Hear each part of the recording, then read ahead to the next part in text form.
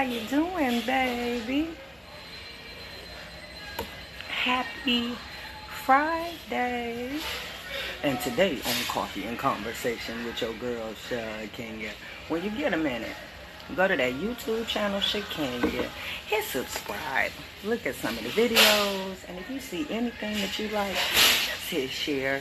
God, y'all, it's a lot of work that goes into making these videos in the morning. I know y'all only see a snapshot, 15 minutes, but when I tell you I'll work, I'll write it down, I do research, I try to make sure the message that I'm bringing you is correct and right and punctual and all. Yeah, show me some love. Just go to my YouTube channel, show me a little love. You can even share the cute videos. You ain't got to share all of them. You can. Like when I'm looking like this, even though when I'm looking like this is when I'm making the most money, but it's all good. I understand your content. You want to make sure what you put on. So go through the videos and put on the ones when I'm looking real good, dressed up, looking cute. I'm okay with that because all the messages are the same. So it don't even matter which one you share. So today, y'all, I was about to teach y'all another manipulation tip. Not to use on your kids against your baby mama or your baby daddy. But yesterday when I did my video, a man jumped on and asked me, how do I know it was the baby daddy? And you know what? I was going to talk about this next week, because next week we're going to get into your board a little bit more. You know, the board that you created at the beginning of this, all of this in your freshman year, where we were trying to figure out who's responsible for planting the seeds in your baby, who's responsible for talking about you, who's responsible for making your baby misbehave, because it got to be somebody responsible, because kids just don't do that. If I tell you that all kids is good and don't none of them really want to misbehave, if you direct them in a proper way, they not.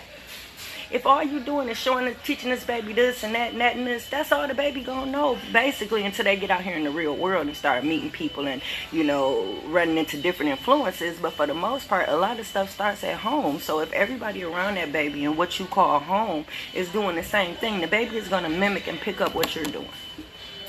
So that was a legitimate question to ask. Because what I don't want you to think is that I come on here and try to bash him or try to make it seem like they bad people, because they're actually not. I felt comfortable taking her over there and leaving her with these people. I was raising her with this man for 15 and a half years, so I trusted them with her. You know what I'm saying? So they were good people because I trusted them. It was certain values and certain characteristics that, even though me and him fell out and the marriage wasn't good and he had some bad traits or whatever, he was a decent person in so many different other ways. You know what I mean? So the mother was decent in so many, the sister. So I had nothing against these people. So bringing her over there, sharing her with these people, like, I didn't think I was doing that. There was nothing wrong with that. I didn't know, right? So him asking that question, how do I know it's him? I'm going to be honest, I didn't. Because if I had known how they really felt about me, there's no way I would have been dropping my baby off every weekend. You cannot raise somebody, you cannot raise a child with somebody that hates you. You just cannot. That's why it's so important for you to take the co-parenting workshop that I've created, that 8-week workshop, because it teaches you certain elements and certain things of the relationship that you need to preserve to move forward and raise this baby. And it also teaches you how to take certain elements out, like the personal feelings that you probably still feel. We teach you how to resolve those issues, and we teach you how to forgive. So it's like, I didn't know. That's why it went on so long. I would have been stopped her from going over there. I had too much in stake. Everything that I had, I invested everything in my children. So the last thing I needed or wanted was one of them to be taken away. Thank God for leaving them all here and they're still alive and well, you know. But to have somebody taken away purposely by another person, meaning you mentally abuse this child to turn her away, to pull her away, just to try to destroy me, that's what people do. People go out their way. They so diabolical. You would be surprised if your baby mama, your baby daddy don't like you, the death they'll go through to try to defame you, to try to bring you down financially, to try to disrupt your reputation with people, your relationships with people, and tarnish your reputation. Like these are all the elements of what they try to go for and what they try to do when they use that baby against you, right? The object is to make your life a living hell because you're not with them. And I hate to even think about it that way. Like, I'm going to be honest with you, it wasn't until Coffee and Conversation that I started putting all the pieces together and started figuring out exactly what happened, because I need to know. I need to know. You don't, like everything that I ever thought and knew is being questioned throughout this ordeal, right? Everything that I know to be true, everything I know to be right, everything that I know, things that I teach my children and things that I teach other people with their children, you can't tell me that I can teach you the same thing and it's working, and then I teach somebody else and it's working, and then this. It don't work that way. So as much energy and time that you put into developing yourself and going in the right direction, you best believe it's somebody else, your baby mama, your baby daddy. Could be your enemies. I don't know what you into, what you doing. But right now, this show, we only talk about baby mama, baby daddies, and co-parenting issues. But they hate you so much to where they'll put just as much effort into destroying you as you putting in to staying alive and preserving yourself and making your, yeah. So he asked, how do I know? I didn't know. So when I started doing conversation, yep. So my life's work, yep, I told you. So the board that we created has all the suspects on it. People that can be possibly, the people that can possibly be planting seeds in your baby, that got a relationship with your baby. Hey, Monty, good morning. And good morning, Instagram. I ain't been on Instagram in a minute, guys. I'm sorry. I've been putting the videos, but y'all only look when I go live. So I'm live this morning, guys. I'm back. So, yeah. Because when we put our board together, we had everybody's pictures on the board, and we took your family off because we know your family not trying to ruin your baby and turn your baby against you. So it's your dad's people on there or your mom's people on there, right? And then we have people that's guilty by association, meaning people that don't know you that's on the list, and they only know what this person has said about you. And then there's people that's guilty by association on the list that you kind of question, because they shouldn't be on there, right? These are people that you probably had a relationship with or thought you had a relationship with. Like I thought I had a relationship with everybody around and over there. So I never in a million years. Good morning, baby. Thanks for checking in on Instagram. Never in a million years. Like I seen his friends at the baby's birthday party. I bought his son a drum set. Of course, I was being petty because I wanted him to be up all night banging it so they can't get no sleep. But that's the type of relationship that I thought that I had with these people, right? So I didn't know at first. So let me tell you how I probably knew. And I was going to go over this next week because this is going to tell you how to get your clues together, how to narrow the list, how to start taking people off the list. Because when it gets to at the end of the day, you want to check some of these people. Everybody got to be held accountable for the part that they played in this. Yeah, because whether you know it or not, this is a tragedy. And this is why I treat it like a crime. This is a crime. To pull a parent out of a child's life, especially in this day and age, especially with our children of color, fix it, Jesus. They are already at a disadvantage. So for you to purposely go out your way to remove the other parent from that child's life, you are purposely interrupting that child's growth and development. That's abuse all day long. All day long, because you're not giving, you're handicapping this baby. This baby is already at a disadvantage, and then you handicap them by pulling that parent out their life, making them have to struggle and try to get all the information and everything they should have been getting from that parent out here in the streets from others. Others that probably don't know no more than what they know. They tend to rely on their peers. They tend to rely on people that don't know no more than what they know, you know, because you got them feeling a way to ask for help. You got them feeling a way to listen to somebody. You got them feeling a way to feel like they can learn from somebody. Why? Because they think they know it all right now. That's the type of child you're dealing with. Why? Because you've had a parent on the other side. So let me tell you a couple things of why I know some of these manipulation tips have been used on my baby against me. Keeping balance. It was always an imbalance, you know, and I use cleaning as an example, and it's an example I'm going to use today. When I would go over there to see her and I would go in her room would be in a disarray. I would tell her to clean up, and you got to be careful because you can't just go in your baby mama and your baby daddy house and be trying to regulate their house. You can't. So it was a thin line that I had to walk on when it comes to telling her about certain things to do and not to do in their home, because that's not my place. And by me and him not having a good relationship, it was hard to tell him or talk to him. But me and the wife had a good relationship, so I would talk to her and tell her, meaning that when she's here, enforce the rules of cleaning. I told this to the wife. Enforce the rules of cleaning, because I have her clean at my house. We have a chore chart at the house. We have certain days that she do certain things. So when she's here, make her do the same thing, because every time I come over here, her room be in a disarray. This is what I told the wife, so that she can relay the message to the husband and to my daughter, right? So he cleaned at my house. The inappropriate conversations and relationships. He had an inappropriate relationship, and I said that when he got her a cell phone. First of all, I was against him getting her a cell phone because I felt like she was too young. I don't think children need a cell phone. My daughter didn't get a cell phone until she was like in the 8th or 9th grade. And I think I started off with a minute phone because you only need to make calls in case it's an emergency. You don't need to be on social media. You don't need to be on all these different sites. You need to be in school learning. So the last thing you need to be doing is on your phone. So I don't feel a child needs a phone. A young child. But 8th and 9th grade, you about to go to high school, you out here, you might be catching the bus some days. Yeah, you need a phone just in case something happens. And that's when I got her one. But he got her a phone early. And he will call all the time. All the time. It is not natural for a parent to be that obsessed with a child. It's not. It was purposely done. All the calls will be calls during the time we are probably doing something. It's okay to call your child. Don't get me wrong. Your baby don't live with you. They get out of school, you call, you make that initial call, and then anything after that, unless something happens, let that baby call you. Let that baby call you. You ain't got to blow that child up every day all day. He will call all day, every day like a dude calling his woman or something. It was so inappropriate. It would be times we would be having a heart-to-heart conversation, he'll call. Me being a respectful parent, I'm going to let you have your conversation with your dad, and I'm going to pick it back up after. Some conversations get picked up back, some of them don't. Because the conversations would be so long, and they would just be on. What is they talking about? Is what I would be saying. So the inappropriate relationship, I saw that before my eyes happening. And then the conversations they would have. I don't know what they talked about. He never talked to me about the baby. We never had any conversations about his plans with the baby. Everything that I went on for the last 15 and a half years were things that I already thought was etched in stone from the marriage. So we didn't have many conversations on nothing else. It was, this is the path, this is what's going on, that's it.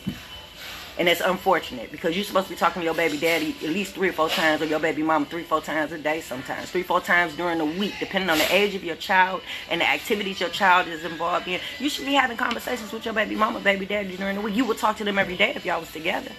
And most of those conversations would be about the children. So why stop communication now? We teach that in the workshop. So the inappropriate conversations, I knew somebody was having an inappropriate conversation with her because of some things that she said to me.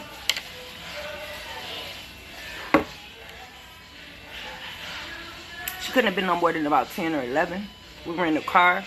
I think she asked for something that I'm not going to say I couldn't afford to buy, but something I'm not going to spend my money on. It was probably something that she could either buy with the money that she's making or have, because they were selling candy and stuff they have. You know, it was just something that either she didn't need it. Like, it wasn't that I just run around saying no to my babies, right? Because I had good kids and they deserve whatever, right? I don't believe in spoiling a child, but I will spoil them with my time, and I will give them what I have, and I will do what I can because they were good kids, right? So whatever she asked me for, I might have said no because it was probably something that she didn't need or something that she couldn't get it. Whatever it was, I can't remember the conversation because it was so long ago, but the only thing I remember out that whole conversation was her telling me, just because my mom and dad, my grandma and my daddy do what they do for me, that don't mean that you skip the responsibilities as a parent when it comes to me. She's 11 years old, 10, 11 years old. What the fuck did she get that from? Excuse my language. The Saints, this is a Christian show, but where the hell was she? I had to stop the car. Because what do you mean by that? And this is where you know somebody's having an inappropriate conversation with your baby, because the context, the content, the words, how she used them, she's saying what she's saying, right? The only thing about that is she couldn't answer the question. So whoever's talking to her, they leaving out specific details. They leaving out stuff. So you can tell they only bashing me in this conversation. So it looks like it could have been a one-way conversation, because if it was a conversation back and forth and y'all exchanging information, the baby would have been able to rebut some of this stuff. So if the grandma or daddy, whoever made this comment about me neglecting my responsibilities, they should have been able to follow that up with, what am I neglecting? What is not being done? Because as of right now, I get up every morning, I make sure you have breakfast, I get you to school on time, I pick you up from school, I make sure you have a snack in the car, I drop you off at whichever practice it is for that day. It can be cheerleading, it can be golf, it can be volleyball, it can be basketball. I drop you off and I pick you up. Make sure you got a snack in the car. And I drop your friends off if they don't have a way home. And then we go home to a dinner that has been prepared, because while you was at practice or at your game or wherever, I was home cooking. So what needs are being missed? What's not being met? What standard of motherhood are they putting me against or putting me on? What? She can never answer that part. So somebody talking about me. So that's an inappropriate conversation. So if this is being said, what else is being said about me? So I asked the daddy, who over here talking about me? And you know what he said? Ain't nobody talking about you no more.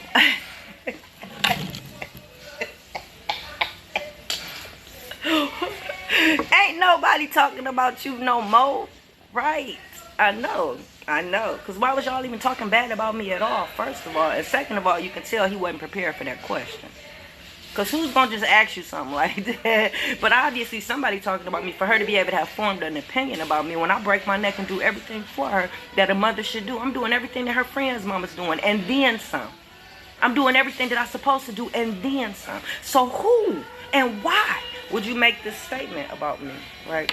Staging the scene. I know he staged the scene because 3 people told me that he said that the child lived with him. Now, during the time that he told them that she was living with him, she was living with both of us because I had her Monday through Friday, taking her to school. He had her on the weekend, and we split her over the summer. And even in the summer when she was over there, I was still coming to get her and take her to golf because I sent him an email about midnight golf that a friend sent me. I sent to him, and so she was in it. So I was taking her all the way on the east side by Mound Road on a Saturday after I took her to practice all week. This Saturday, she over here with them. Y'all supposed to find adequate transportation to get her where she got to go. Why? Because she on your time. But me being the mother that I am, I'm not going to not make sure you get there. So yeah, I'll come on a Saturday and come and get you and take you all the way to the east side. Let me tell you what he did a couple times. This nigga had received emails that it was probably canceled and they wasn't meeting. He let me drive her all the way on the east side. I hate him. I swear to God. Fix it, Jesus. Fix it, Jesus. Fix it, Jesus. You know my heart. Fix it, Jesus. Fix it, Jesus. He did that a couple times.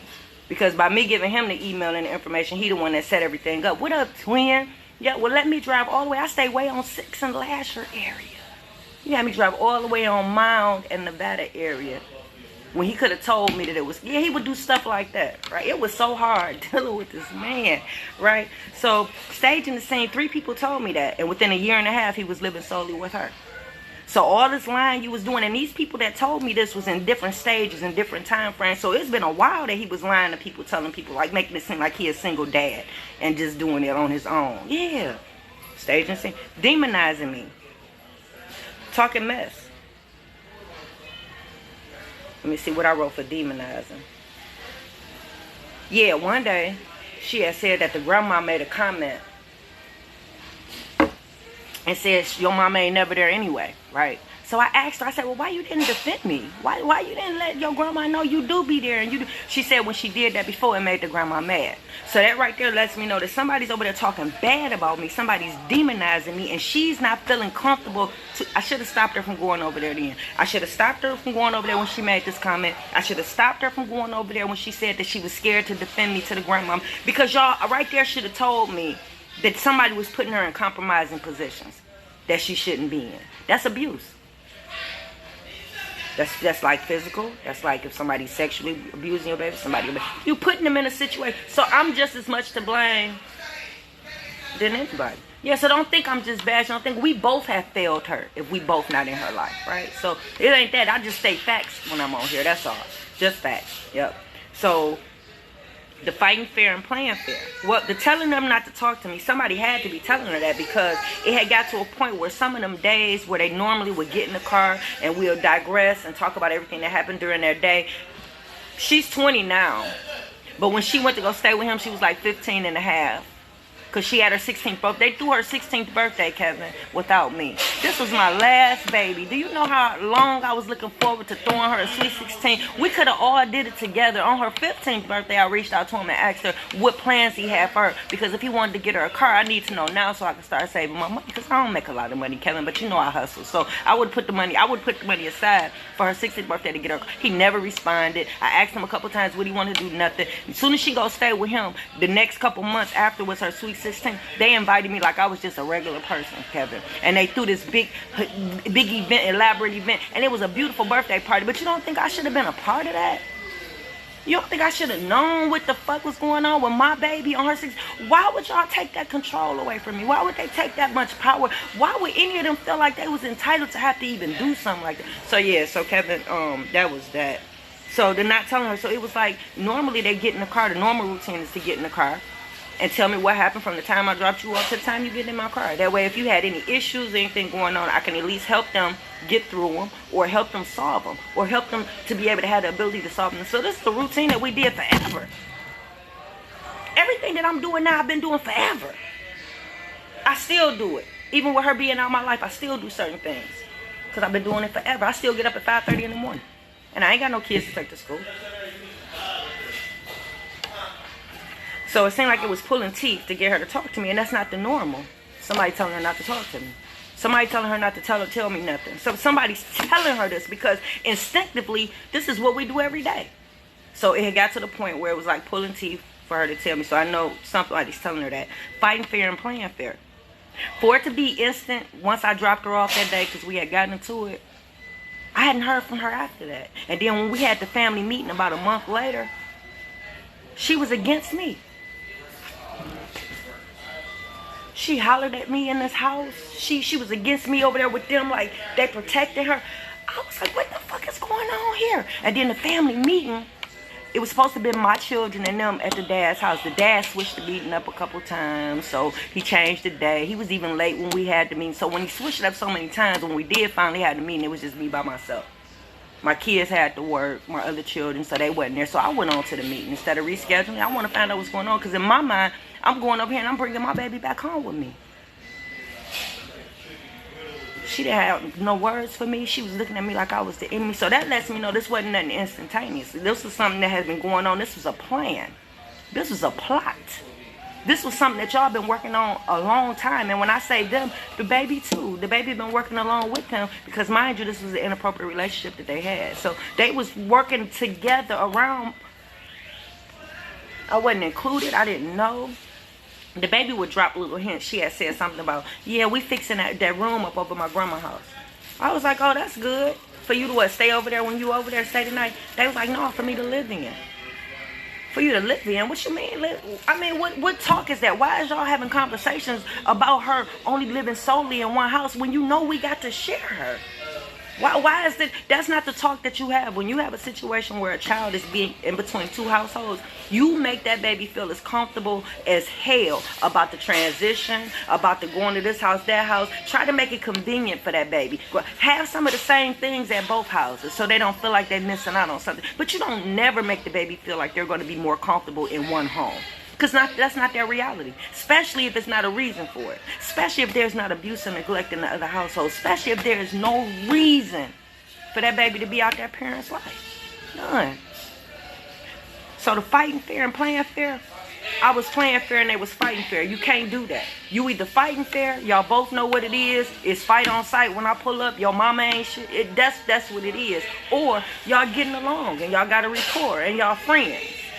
You can't mix the two. I was getting along and being friends because that's what I thought we were doing, as to where they was plotting behind my back, so they was fighting. So when you have a situation like that, if you're defenseless and it makes you look weak and helpless. So they laughing at you, they cracking jokes, they talking about you because you at a disadvantage, you don't know what's going on, and they know everything. So yeah, the baby was a part of that, so I know that was going on. And the credit, we'll give him credit was due, that wasn't happening. And I know the baby wasn't giving it to me because every time she said something about me, it made somebody mad. So far, I know it made the grandma mad. Because mind you, I'm still doing my investigation like you are, right? So they're not including me. They would do stuff, take pictures with her and wouldn't tell me nothing. How do you have somebody else's child and not make them aware of what you're doing and what's going on with this baby when this baby is in your care? I knew nothing. One summer I went over there to pick her up and she had a boyfriend.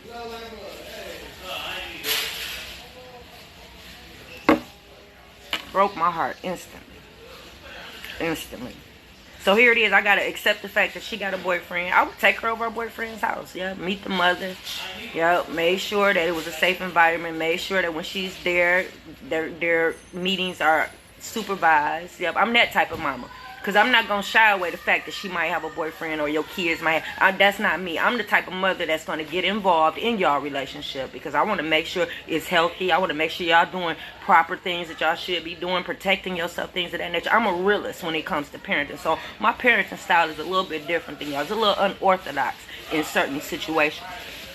Kiki, that book, you keeping all those roles and throw it all away, pray about it, and let God fight your battle. Oh, I've done that already, Kevin. Right now I'm just trying to help others so that they don't go through what I'm going through, and they'll be able to see it for themselves, you know, and include prayer with that. That way they won't have to go through what I'm going through right now, right? Yep. So it ain't no rules or anything. It's not a book or anything, Kevin, but it is reality.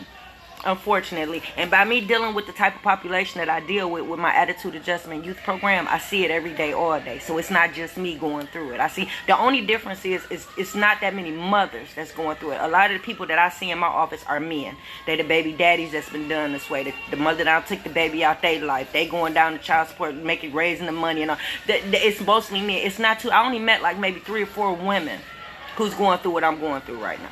Yeah, so it's kind of hard. Twin, it's kind of hard to just throw it away because this is my life's work. You got to keep in mind my plans for the company, my plans for everything was included my kids. So when that baby was pulled out, it sit me down to ground zero, twin. I had to start over. So what y'all seeing right now is my plan B. Y'all see me building a plane in the sky. Y'all, that's what y'all see me doing right now. That's why y'all see me doing double work, double time, because this was not part of the plan for me. But this is what I got to do to be successful. For where I'm trying to go, what I'm trying to do. So it was very difficult not having that baby, not having the rest of my team, because that's all we had was us, right? So, yeah, so when the 3 people told me that, it was no reason for him to lie about that. But a year and a half later, she was actually living with him, and I've had no conversation or communication with my baby since. Ain't that strange or odd? I know. So, that's that. I think that was it. Before I get into, yep, I think that was it. It was basically the guy asking me the question, and I'm quite sure once he Googled me and he went on all my pages and looked at all my pictures, he probably was like, yeah, that nigga did it. Yeah, he did it on purpose. He do it. Yeah, because everything is, the proof is in the pudding.